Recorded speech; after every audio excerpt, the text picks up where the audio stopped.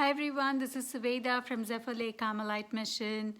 Today I wish you a very happy feast of Our Lady of Guadalupe, the patroness of the Americas, and especially for the people in Mexico, on the lovely feast of Our Lady of Guadalupe.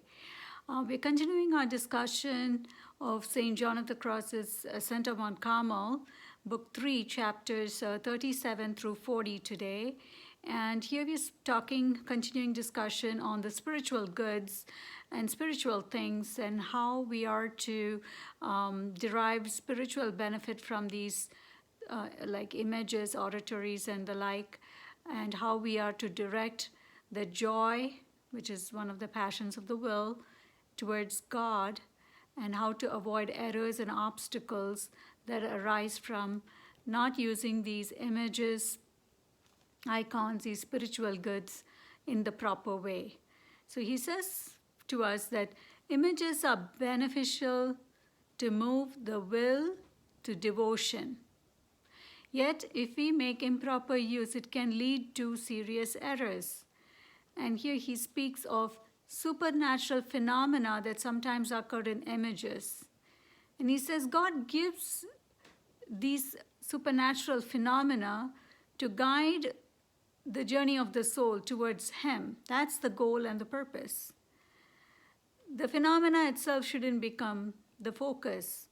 The focus should be our communion with God.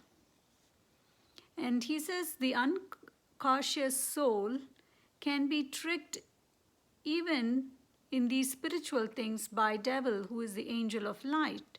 And so he says we have to be very cautious how we treat these supernatural phenomena.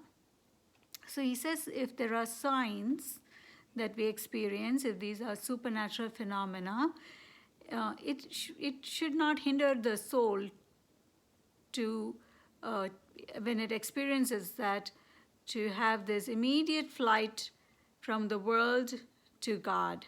It should cause the soul to raise itself to God and not get distracted. If it causes delusions, inferior attitude, and attachments to these phenomena rather than to raise the soul to God, then it is definitely a delusion from the evil one.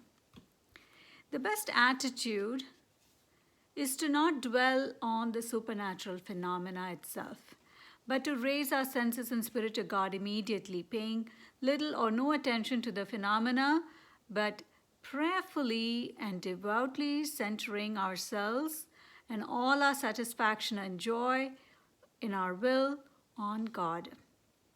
Or if you're looking at an image of a saint, it's like Mary's image, an icon, we have to center our satisfaction, joy, and will in remembering and getting inspired by the life and virtues of that saint who is being represented there.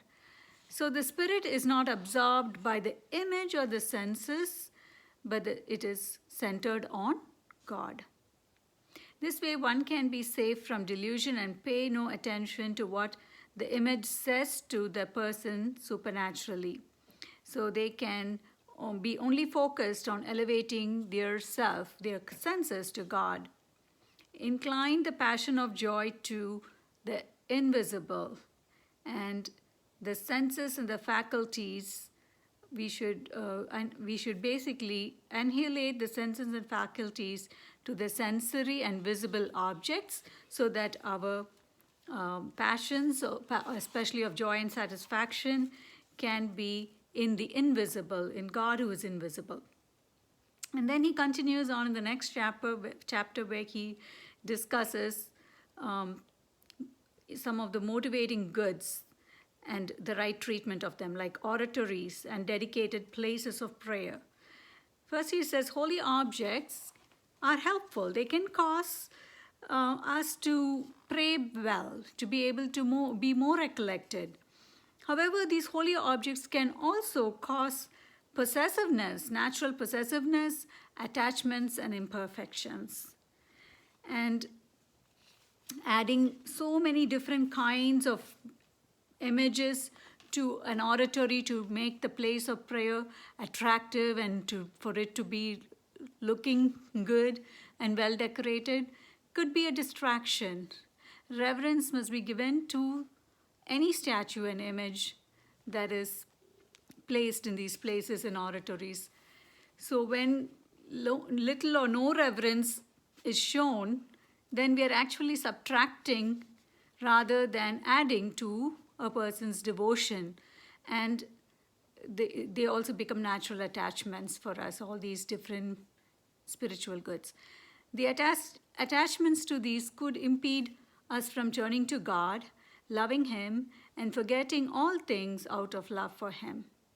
And he references in the Gospel on Palm Sunday, Jesus wept because he knew that all the exterior signs and decorations of glory that they were doing was not a true representation of what was truly in their heart, because their hearts were very far from him. Because that's why within few hours they turned against him, the same people. So we see this often in festivals. When we are celebrating, there's a lot of joy, there's a lot of recreation, there is more pleasure that gives to the human, the natural aspect of the human side, rather than the things that give pleasure to God. Often in these religious festivals, we sometimes have a lot of eating, a lot of drinking. It's aimed more at pleasing people than pleasing God. Some people even use the festival to profit personally from it. And the festival is celebrated for themselves than for God. They even distract and divert those who participate in the festival for the sake of God because of these distractions in the celebrations. This actually could even anger God and incur his punishment. God does not tolerate irreverence at the festivals. And the devil sometimes has a greater role in these festivals than God. And is like fighting, quarreling, drinking too much, people with bad behaviors, all these things happen, and that's not from God. Devil sometimes is like a merchant who does more business on festival days than on regular days. God must be the final cause of every holy service, every religious festival. And our oratories, sometimes we decorate our oratories for our own pleasure than for God, or to get praise from others. And other non-spiritual persons pay too little attention to the devotional aspect of our oratories, and we are more focused on the exteriors. And the spiritual persons grow attached to our oratories and our decorations, and all the energy is spent in decorating rather than spending time in interior recollection and prayer. It would be far better for that person to be away from these exterior things, but being at peace in the soul, but having peace in the soul. That is far more important. And then he continues in chapter 39 how a person should use oratories and churches and direct his spirit to God through them. Images, oratories, and other visible objects are helpful for the person to wean themselves from worldly things. So when a little child is holding on to something and the parent wants to take it away, they will give the child something else to play with. So it's a similar thing that we are in the world. To wean ourselves away from the worldly things, we need the oratories, we need these visible objects. But once we reach that goal of prayer, then those objects and these visible things are no longer necessary. So for a person of advanced prayer life, they only need interior recollection and mental communion with God. In forgetfulness of all sensory objects, the person's spirit immediately elevates to God when they sit down to pray. To better pray, choose a place with the least amount of distractions and hindrance in elevating our senses and our spirit to God. And so churches and quiet places are dedicated and suitable for prayer and should not be used for other purposes. Solitary and austere locations with least recreation, delight, and gratification of the senses are best suited for spiritual recollection with God and for a direct ascent of the Spirit to God without impediments or detainments. And that's why we see Jesus often going up the mountain, a mountain that is raised above the earth. Or you see places that are barren, has no objects, like the desert, the cave. These are the things that we read in the Gospels. Truly spiritual persons never become attached to a particular place of prayer. They choose the site freest of sensible objects and rejoice in solitude with God. Pay heed only to the interior recollection. Don't waste time and energy on anything exterior. And then in chapter 40, he continues that we should be directing the Spirit in this manner always when we are using the oratories, churches, and exterior goods, exterior visible things, towards interior recollection. That should be what we do, is directing our spirit towards interior recollection. So spiritual persons must renounce joy in the exterior and visible things, even though they are spiritual things, in order to be able to truly enjoy the joys of the Spirit. If they depend on the satisfaction and delight of the soul that stems entirely from exterior things, then we will forget to pray in the living temple, which is the interior recollection of soul.